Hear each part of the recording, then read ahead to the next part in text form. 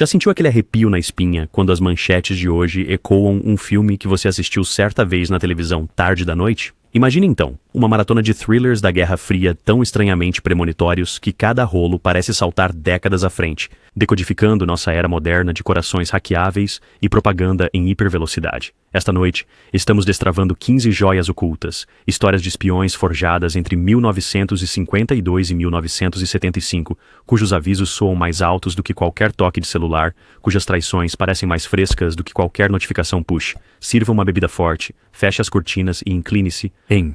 Cada quadro que você está prestes a revisitar estava silenciosamente nos preparando para a era da subterfugia algorítmica que agora percorremos diariamente. O Homem do Outro Lado, 1953. Na Berlim atmosférica de Carol Reed, alvenaria bombardeada transformou quarteirões em campos minados morais. Suzanne, de Claire Bloom, uma turista inglesa de olhos arregalados, encontra Ivo Kern, de James Mason, um sofisticado mensageiro que troca certidões de nascimento falsificadas tão casualmente quanto cigarros. O que começa como um romance incerto azeda em um estudo de fronteiras comprometidas.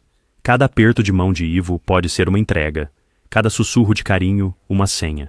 A cinematografia de ângulos inusitados de Reed faz o público se inclinar, literalmente para vislumbrar o perigo escondido na borda da cena, antecipando as transmissões de vigilância do século XXI que nos forçam a decifrar a verdade em fragmentos.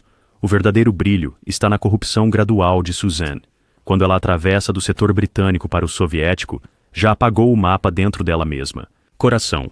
A iluminação em chiaroscuro do filme transforma as ruínas de Berlim em uma manifestação física da ambiguidade moral pós-guerra. Cada sombra esconde uma traição potencial. Cada raio de luz pode revelar um informante. A atuação de Mason equilibra charme contra fatalismo. Seus olhos constantemente vasculhando saídas, sua voz caindo para um sussurro conspiratório mesmo em salas vazias. Esta vigilância perpétua reflete nossa paranoia moderna sobre impressões digitais e rastreamento de localização.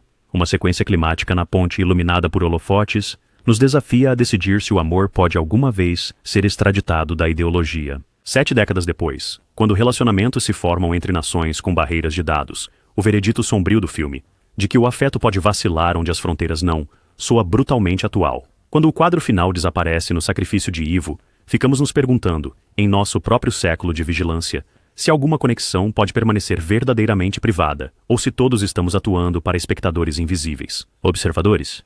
5 Dedos, 1952.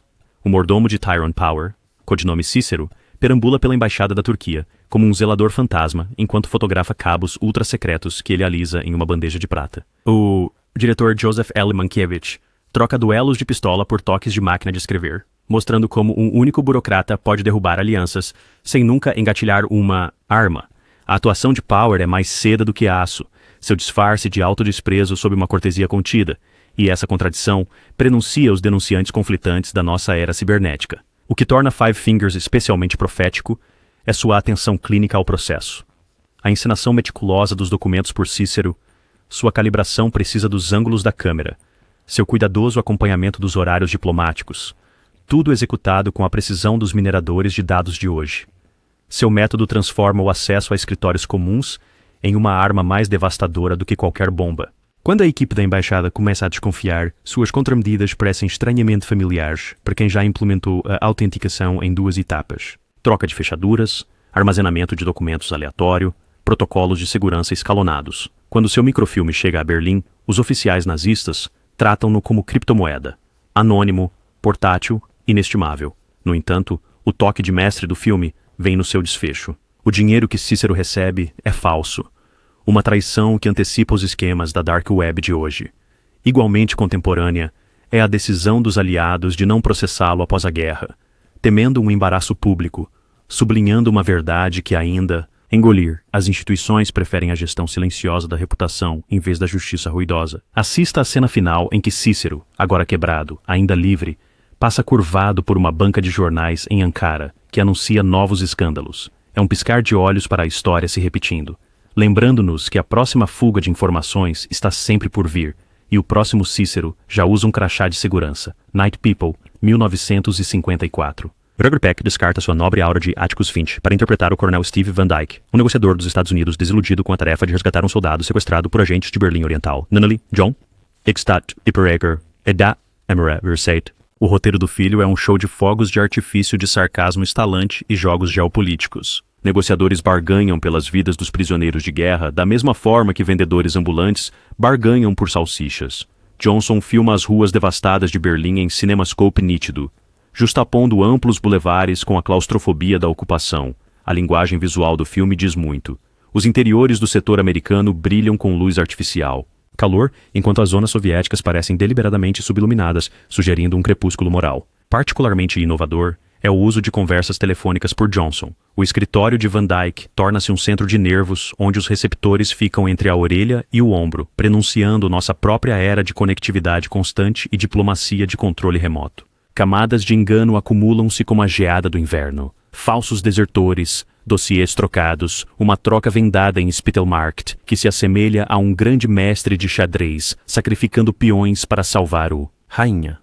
A atuação de Walter Bell como um industrial americano disposto a usar conexões corporativas para resgatar seu filho é um aviso premonitório sobre a influência privada em questões de segurança nacional, uma preocupação que parece especialmente relevante em nossa era de empreiteiros militares e gigantes da tecnologia com autorizações governamentais. A cena mais profética do filme chega em uma sala de fundo enfumaçada onde Van Dyke torce a consciência de um coronel da Stasi. Depois faz uma pausa para se perguntar em voz alta se algum deles pode dizer de que lado realmente estão.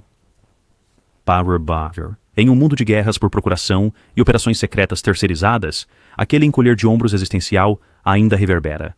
Pela troca de prisioneiros ao amanhecer no final, você percebe que cada personagem negociou um jeito, uma parte de sua alma, e talvez nós também tenhamos feito isso sempre que as manchetes reduzem vidas humanas a meras moedas de troca. O arquivo Ipcress, 1965. Harry Palmer, o sargento insolentemente charmoso de Michael Caine, faz compras de cogumelos em 1 minuto e desvia do controle mental por pulsos sônicos no próximo. Em seguida, Sidney J. Furie enquadra Londres através de canecas de café, persianas venezianas e prateleiras de supermercado, criando um labirinto voyeurístico que nos convida a bisbilhotar ao lado do MI5.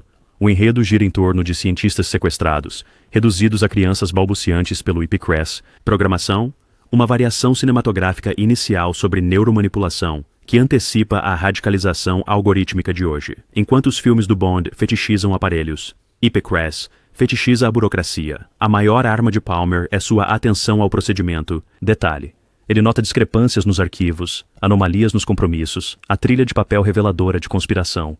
Esta elevação do trabalho administrativo a um drama intenso antecipa nossa era atual de forense digital, onde a análise de metadados pode revelar mais do que uma arma jamais poderia. O maior inimigo de Palmer, no entanto, é a papelada. A aba vermelha de um comprovante de despesas pode ser mais mortal do que uma mira a laser vermelha. Os quadros inclinados de Furie prendem Palmer dentro de cubículos, salas de aula e, por fim, uma cela de lavagem cerebral em forma de caixa, onde luzes piscantes e comandos gravados fragmentam sua identidade. As sequências de lavagem cerebral, com seus estímulos audiovisuais repetitivos, projetados para sobrepor o crítico, pensamento parece assustadoramente semelhante aos algoritmos de engajamento que agora moldam nosso consumo de mídias sociais. Troque aquela cela por um loop viciante de feed social, e você pode quase sentir seus próprios circuitos de dopamina se agitando. A revelação final de que o verdadeiro traidor está no topo da hierarquia é como um memorando vazado no Twitter. Não confie em uma cadeia de comando que prioriza a imagem sobre a ética. Enquanto Palmer ajusta seus óculos característicos na cena final, somos lembrados de que a visão clara é a verdadeira contramedida contra a manipulação, seja de agentes estatais ou de tecnologia. Plataformas. The Deadly Affair, 1967. Sidney Lumet pinta Londres com marrons de tabaco e sujeira industrial, refletindo a erosão do idealismo do veterano do serviço secreto Charles Dobbs. Richard Burton interpreta Dobbs como um homem que está sempre inclinado para a frente, como se preparasse para o próximo golpe moral. Encarregado de investigar o suicídio de um diplomata, ele avança pelo pântano de conspirações de colarinho branco, onde comitês enterram a verdade sob eufemismos. Lumet usa Eastman Color desaturado para retirar a vivacidade de cada aperto de mão. Você pode praticamente sentir o cheiro dos casacos encharcados de chuva. Esta austeridade visual se estende ao design de som do filme. As conversas telefônicas parecem distantes. Proclamações oficiais ecoam de forma oca. E até mesmo conversas íntimas entre Dobbs e sua esposa infiel, Anne, interpretada com um desapego arrepiante por Claire Bloom, soam como se fossem gravadas através de paredes. Esta atmosfera de vigilância sonora antecipa nossa realidade atual de alto-falantes inteligentes e dispositivos que estão sempre ouvindo. Enquanto Dobbs avança em direção ao culpado, um agente duplo protegido Mas não por ideologia, mas por insiders temendo escândalo. Seu casamento se fractura sob pressões de segredo igualmente, provando que a espionagem consome seus operativos de dentro para fora. As desintegrações paralelas do casamento e da segurança nacional sugerem que a podridão institucional começa com o pessoal. Compromisso. Particularmente assombrosa é a percepção de Dobbs de que os casos amorosos de sua esposa são mapeados com a mesma precisão tática das operações de inteligência, transformando quartos em zonas de informações. Quando a encoberta finalmente explode, é feito com memorandos em vez de balas, ecoando todos os escândalos modernos, desinflados por sumários executivos que evitam a culpabilidade. O olhar vazio de Burton, no quadro final, nos convida a considerar se algum segredo de Estado justifica o custo para seus guardiões, e se nós, sempre atualizando feeds de notícias, somos cúmplices das mesmas catástrofes silenciosas que transformam denunciantes em párias e contadores de verdades em exilados. O Memorando Quiller, 1966. O roteiro de Harold Pinter transforma pausas em armas, silêncios tão longos que você pode ouvir corações batendo como um relógio. Bombas. Quiller, interpretado por George Segal, é enviado para Berlim Ocidental para desmantelar Phoenix, um grupo nazista renascente operando em escolas chiques e pistas de boliche. Em vez de uma Walther PPK, a principal arma de Quiller é a conversa. Sua recusa em carregar uma arma transforma cada encontro em um jiu-jitsu psicológico. O diretor Michael Anderson poliu a paisagem noturna da cidade para um clínico brilho, fazendo letreiros de neon refletirem nos capôs dos carros como pacotes de dados atravessando nós. O filme foi pioneiro em uma linguagem visual para o extremismo de rede. Os membros da Fênix nunca se reúnem uniformizados, mas comunicam-se por meio de anúncios codificados em jornais, chamadas telefônicas públicas e encontros aparentemente casuais nas ruas. Uma dispersão tática que reflete as comunidades radicais fragmentadas online de hoje. O antagonista de Segal e Max von Sydow conversa em um código tão sutil que parece esteganografia moderna. O diálogo de gato e rato deles, criado por Pinter, transforma perguntas mundanas. Você gosta de pássaros? Em protocolos de verificação. Uma sequência impressionante em um estádio olímpico vazio demonstra como espaços públicos podem se tornar locais de encontros secretos, uma percepção que ressoa com preocupações contemporâneas sobre radicalização à vista em plataformas digitais, fóruns. Quando Quiller finalmente extrai a lista de Phoenix, ele percebe o plano do governo de deixar a célula intacta para uso futuro, uma reviravolta cínica que antecipa as revelações de hoje sobre agências de inteligência cultivando ativos extremistas. A descoberta de que os poderes estatais podem preservar redes fascistas como ferramentas potenciais prova ser mais assustadora do que qualquer trama de assassinato. A cena final, Quiller caminhando sozinho pelo Kudamm, pasta no bolso, missão não resolvida, nos lembra que a corrupção sistêmica raramente se curva a heróis solitários, sejam eles portadores de distintivos ou laptops. Funeral em Berlim, 1966. A segunda missão de Harry Palmer troca a garoa cinzenta de Londres pelo frio metálico de Berlim. Incumbido de orquestrar a deserção de um coronel soviético, Palmer rapidamente suspeita que cada visto carimbado é um jogo de concha. O diretor Guy Hamilton, mais tarde famoso por Bond, faz do próprio muro um personagem concreto, marcado por grafites, ainda poroso para aqueles que conhecem o agente funerário certo. O caixão usado para contrabandear o coronel para o oeste simboliza o último oxímoro da espionagem, entregar vida escondida em morte. Este veículo macabro carrega um peso metafórico rico. Informações confidenciais viajam melhor quando envoltas em comércio legítimo, assim como o malware de hoje muitas vezes pega carona em downloads aparentemente inocentes. Hamilton encena a procissão fúnebre com uma ameaça silenciosa, guardas de posto de controle batendo no caixão, enquanto os enlutados mantêm um luto performático, uma encenação que evoca preocupações atuais sobre dados ocultos em transferências de arquivos aparentemente inocentes. Cruzamentos enganosos em espiral. O desertor pode, na verdade, ser um agente duplo da KGB. O Mossad israelense intervém com sua própria agenda. Contrabandistas da Alemanha Oriental organizam funerais como a FedEx.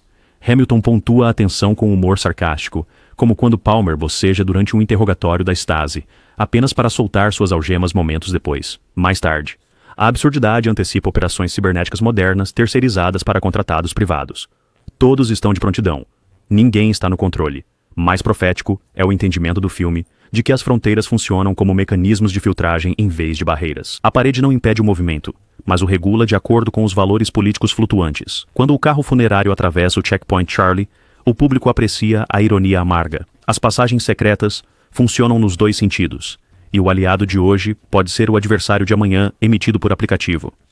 Em um mundo onde firewalls nacionais filtram pacotes de dados, assim como barreiras de concreto filtravam ativos humanos.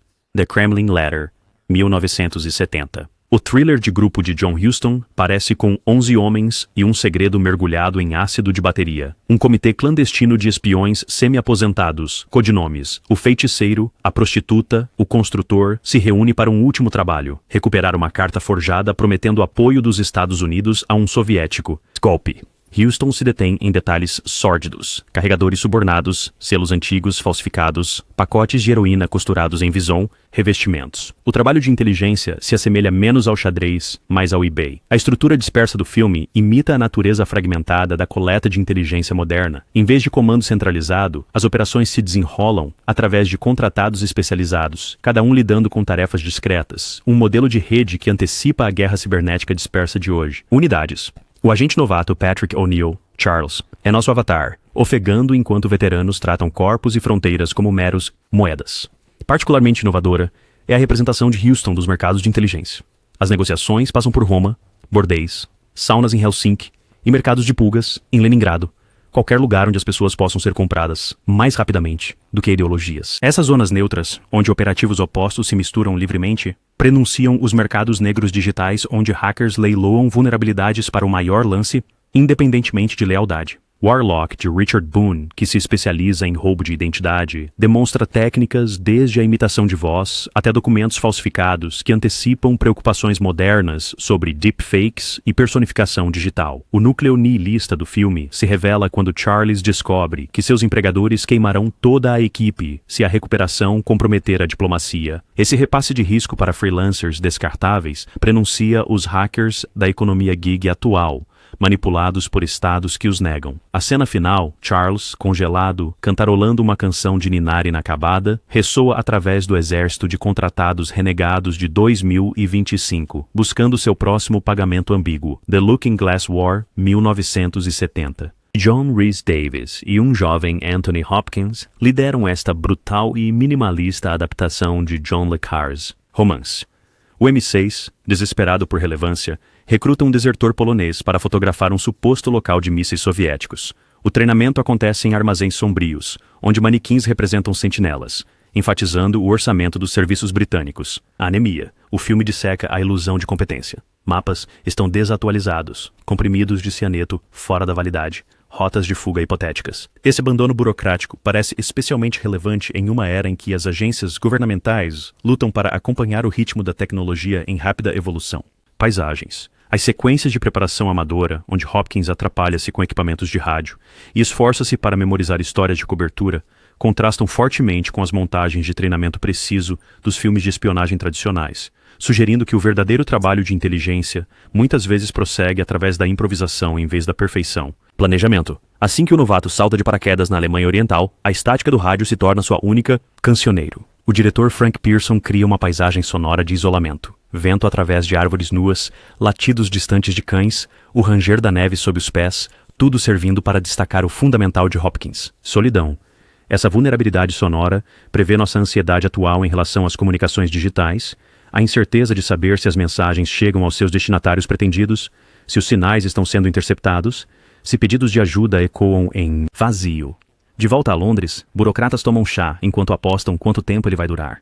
Humor de escritório a Deadpool que antecipa a conversa distante da era dos drones em guerra. A realização gradual do desertor, de que é descartável, culmina em um confronto doloroso com guardas de fronteira que estão igualmente apavorados. No final, ambos os lados silenciosamente apagam a missão, provando que na espionagem, o fracasso muitas vezes é reciclado como inexistência. É impossível não pensar em inúmeros informantes do mundo real cujos sacrifícios são apagados para o esquecimento, suas histórias classificadas, seus túmulos sem marcação. The Salzburg Connection, 1972. O advogado de férias Barry Newman, Bill Matheson, tropeça em um baú nazista submerso no Grundlsee da Áustria, que dizem conter microfilme nomeando todos os colaboradores de guerra ainda em atividade. Influência. O diretor Lee H. Katzin contrasta vistas alpinas de cartão postal com sequências subaquáticas turvas, lembrando-nos que sob cada fachada tranquila há um cofre de questões não resolvidas. História. A fotografia subaquática do filme merece menção especial. Katzin emprega iluminação esverdeada e perspectivas distorcidas para transformar o fundo do lago. Cenas de outono em paisagens alienígenas onde a visibilidade flutua de forma imprevisível. Esta incerteza visual espelha nossa dificuldade contemporânea de navegar por vastos repositórios de dados, onde a verdade está enterrada sob camadas de desinformação. O próprio baú representa uma versão analógica de armazenamento criptografado, à prova d'água, geograficamente isolado, acessível apenas para aqueles com as coordenadas corretas, paralelamente às preocupações atuais sobre centros de dados seguros e backups offline. Várias agências, CIA, KGB, Mossad, até ex-membros da SS, agindo por conta própria, mergulham em uma caça ao tesouro mortal. O conteúdo do baú promete ser usado como alavanca de chantagem ou verdade e reconciliação, dependendo de quem o encontrar primeiro. O conceito de uma única carga criptografada capaz de virar alianças globais antecipa despejos de dados atuais, como os Panama Papers. A atuação de Ana Karina como fotógrafa com lealdades ocultas reforça o tema de que dispositivos de gravação, sua câmera, o microfilme, servem como tanto armas quanto escudos na guerra de informações. A investigação amadora de Newman torna-se frenética à medida que aliados revelam motivos ocultos. Até sua namorada com uma câmera pode ser uma mensageira. A reviravolta final de Katzen, com os conteúdos transferidos para um discreto barco de turistas indo para a Suíça, reforça a realidade perturbadora de que segredos capazes de abalar o mundo frequentemente viajam à vista de todos, guardados em capas de laptops, navegando pelo Wi-Fi de aeroportos. A ambiguidade final do filme sobre o destino último do microfilme parece particularmente ressonante na nossa era de bases de dados vazadas e atribuições contestadas. O dossiê Odessa, 1974. O jornalista curioso de Jon Voight, Peter Miller, herda o diário de um sobrevivente do Holocausto e mergulha no submundo da Odessa, uma organização clandestina que protege oficiais fugitivos da SS. O diretor Ronald Neame sobrepõe as luzes natalinas de Hamburgo aos mercados de memorabilia nazista, contrastando o calor natalino com a negação fria. O design de produção do filme justapõe brilhantemente o milagre econômico da Alemanha com seu trauma não processado. Salões de exposição de Mercedes reluzentes ficam a poucos quarteirões de lojas em vielas que comercializam cruzes de ferro. As torres de escritórios modernistas pairam sobre cervejarias onde antigos soldados trocam cumprimentos codificados. Essa tensão arquitetônica visualiza como o progresso muitas vezes se constrói diretamente sobre atrocidades não reconhecidas, um conceito que ressoa com debates contemporâneos sobre memória institucional e responsabilidade histórica em espaços digitais. Miller de Voight treina com o Mossad para se passar por um simpatizante, um proto-disfarce profundo que espelha ativistas infiltrando-se em fóruns extremistas hoje. Sua sequência de transformação, na qual ele estuda maneirismos da SS e memoriza registros de serviço fabricados, antecipa a construção meticulosa de perfis, agora necessária para penetrar em comunidades online fechadas. A atuação arrepiante de Maximilian Schell como Edward Hauschmann, o açougueiro de Riga, demonstra como criminosos de guerra se reinventam como empresários respeitáveis, um padrão de reabilitação que continua no branqueamento corporativo moderno de figuras controversas. A tensão do filme aumenta à medida que Miller percebe que membros da Odessa agora ocupam laboratórios corporativos, forjando tecnologia de guerra química para regimes autoritários. Cada exalação de Voight embaça a lente, um lembrete de que a clareza moral pode congelar em meio a tons de sobrevivência. Quando Miller confronta o comandante do campo que assassinou seu pai, a catarse é subestimada por um epílogo arrepiante. A rede de Odessa persiste, como uma hidra, dentro das instituições civis. Neame nos deixa a pensar se desmascarar o mal é suficiente se o sistema continua a o lavar. Um dilema ecoado sempre que reportagens atuais revelam dinheiro obscuro financiando a política moderna. A Semente de Tamarindo, 1974. Blake Edwards troca a comédia pastelão pelo charme, juntando Judith, a viúva funcionária pública britânica de Julie Andrews, com Theodore, o cosmopolita adido soviético de Omar Sharif, na ensolarada Barbados. A paquera na praia se desenrola ao som de pássaros e insetos cantando. Cada bar de conchas parece estar conectado. O cinegrafista Freddie Young banha os amantes em ouro do pôr-do-sol. Porém, as tomadas telefoto nos lembram que assistimos através de uma lente longa, assim como o MI5 e a KGB. O design de som do filme cria camadas de intimidade e intrusão. Conversas privadas ocorrem contra um pano de fundo de conversas distantes de hotel. Ondas quebrando ocultam confissões sussurradas, e o clique das câmeras de vigilância pontua os interlúdios românticos. Esta arquitetura sonora prevê nossa realidade atual, onde momentos privados ocorrem contra o zumbido constante de dispositivos que podem estar ouvindo ou gravando. Particularmente eficaz é o uso de superfícies reflexivas por Young, óculos escuros, água, vidro de janela, que fragmentam e duplicam imagens, sugerindo as múltiplas perspectivas através das quais o casal é constantemente observado. Judith e Fyodor se comunicam através de palavras-código de brochuras de viagem, provando que a privacidade pode florescer mesmo dentro de um aquário, até que o aquário rache. Os seus métodos de encriptação improvisados, discutindo informações confidenciais enquanto fingem revisar atrações turísticas, antecipam casais modernos navegando por aplicativos de namoro monitorados por algoritmos. Edwards critica a cultura voyeur décadas antes das redes sociais. Um general britânico se entusiasma com as reprises das suas fitas de vigilância como uma série viciante.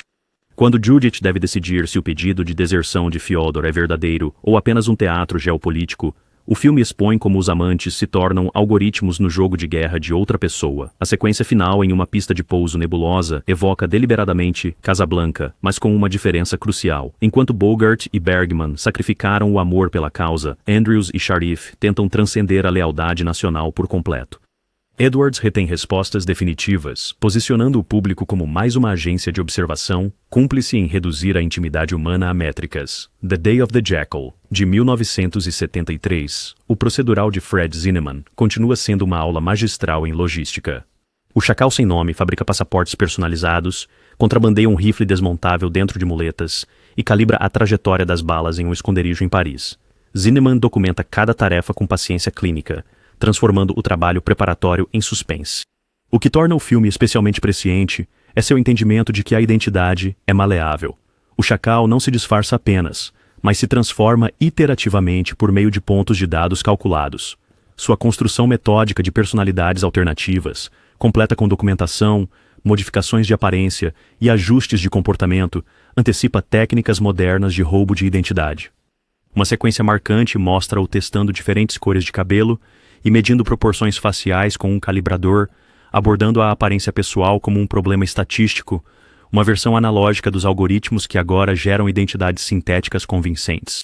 As autoridades francesas o enfrentam com Big Data analógico, fichas de índice, registros paroquiais, registros de hotéis, criando uma rede de arrasto pré-digital que ainda parece relevante quando os governos hoje juntam algoritmos de reconhecimento facial com históricos de transações. Particularmente inovadora é a representação do filme sobre a referência cruzada. Detetives combinam informações parciais entre diferentes bancos de dados, registros de veículos, pedidos de passaporte, registros de hotéis para gradualmente estreitar o perfil do alvo. Essa busca metódica por correlação antecipa o trabalho atual de detetives rastreando vestígios digitais em plataformas diversas. O que impressiona é a identidade modular do Chacal. Ele atualiza disfarces como atualizações de software, explorando a lentidão burocrática. Quando ele se mistura ao desfile do Dia da Libertação, a câmera se ergue sobre soldados uniformizados e civis fantasiados, questionando se o patriotismo consegue identificar o sabotador disfarçado como seu próprio reflexo. O clímax mal-sucedido, interrompido pela intuição fina como um lápis do inspetor Liebel, ressalta a linha tênue entre a ordem e o caos. Uma intuição, uma escuta telefônica, um sotaque ouvido por acaso longe do desastre. 3 Dias do Condor, 1975. Joe Turner, de Robert Redford, lê romances para a CIA, procurando por planos geopolíticos escondidos. Um trabalho que parece antiquado, até que todo o seu escritório é massacrado por descobrir um esquema secreto de energia. Sidney Pollack mergulha Nova York dos anos 70 em uma escuridão de inverno, com as saídas de ar do metrô sibilando como dragões. A sequência de abertura do filme na Sociedade Histórica Literária Americana estabelece Turner como um proto-minerador de dados, alimentando livros em computadores primitivos para extrair padrões e anomalias, uma visualização inicial da análise de conteúdo algorítmica que agora alimenta motores de recomendação e sistemas de vigilância. Seus colegas se especializam em diferentes gêneros e idiomas, funcionando coletivamente como filtros de busca humanos, vasculhando o ruído cultural em busca de inteligência acionável. Esta representação do reconhecimento de padrões como arte e ciência antecipa nossos debates atuais sobre a interseção do julgamento humano e o aprendizado de máquina na coleta de inteligência. Turner, renomeado Condor, torna-se uma frase semente fora de lugar, um nerd da pesquisa forçado a improvisar técnicas de espionagem contra assassinos refinados. Cada chamada de telefone público ressoa com paranoia, prefigurando a cultura dos aplicativos descartáveis. A direção de Pollack enfatiza a crescente compreensão de Turner de que os sistemas projetados para conectar pessoas, redes telefônicas, serviços postais, simultaneamente possibilitam seu rastreamento. Um paradoxo que define nosso relacionamento contemporâneo com as comunicações digitais. Uma fotógrafa sequestrada torna-se uma motorista de fuga involuntária, com as paredes de seu apartamento cheias de polaroids voyeuristas que refletem a vigilância do Estado. A revelação de que planejadores desonestos plantaram os próprios romances que Turner lê para testar a plausibilidade prenuncia algoritmos de policiamento preditivo minerando nossos tweets. Na cena final, Condor confia no New York Times para publicar o escândalo. Um espião experiente sorri. Como você sabe que eles vão imprimir? Uma linha que pesa mais agora, quando feeds curados por algoritmos podem enterrar a verdade sob fotos de brunch de influenciadores. O Candidato da Manchúria, 1962. O pesadelo de John Frankenheimer avança ao ritmo do mês mais febril da Guerra Fria. Outubro de 1962, a crise dos mísseis de Cuba. O sargento Raymond Shaw retorna como um herói medalhado, sem saber que é uma marionete hipnótica preparada para um assassinato político. A mise-en-scène de Frankenheimer transforma salões de banquete em câmaras clínicas de lavagem cerebral com um movimento de câmera que ainda deslumbra os editores. A sequência mais inovadora do filme, a reunião do clube de jardinagem que se transforma em um salão de palestras comunista através de movimentos de câmera rotativos, cria uma metáfora visual para a percepção manipulada que parece surpreendentemente relevante na nossa era de realidade aumentada. Ao mostrar como o mesmo espaço físico pode ser vivenciado de forma radicalmente diferente dependendo da programação mental, Frankenheimer antecipou tanto a promessa quanto o perigo das tecnologias que sobrepõem informações digitais em ambientes físicos.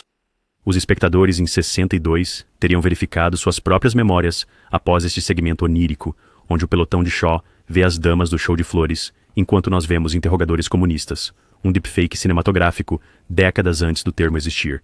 O monstro materno de Angela Lansbury, imbuído de horror freudiano. Ela arma o afeto maternal em tortura estratégica, desfocando família e facção.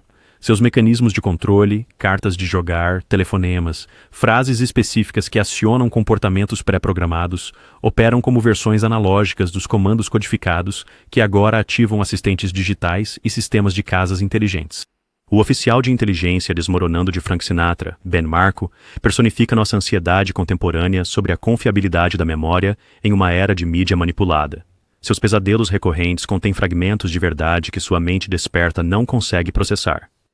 Substitua o gatilho da Rainha de Ouros de Shaw por um meme viral ou uma nota de voz gerada por IA, e o plano de assassinato se encaixa na nossa linha do tempo de radicalização algorítmica. A lição arrepiante do final, de que os detentores do poder sacrificarão até seus filhos para encenações ideológicas, nos lembra que os avatares da guerra cultural de hoje também podem ser sonâmbulos marchando ao ritmo de outra pessoa. Qual filme desta coleção da Guerra Fria ressoou mais com sua vida digital? O arquivo Ipcress fez você reconsiderar seus feeds de redes sociais? 3 dias do Condor mudou a forma como você consome suas notícias matinais? Deixe seus pensamentos nos comentários abaixo. Estou fascinado para saber qual desses thrillers proféticos ressoou mais profundamente com você. Se gostou desta viagem no tempo cinematográfica, não o mantenha em segredo. Clique no botão de inscrever-se e toque no sino de notificações para se manter conectado à nossa rede crescente de filmes. Toda semana, desenterramos tesouros cinematográficos esquecidos que falam ao nosso momento presente com uma precisão impressionante.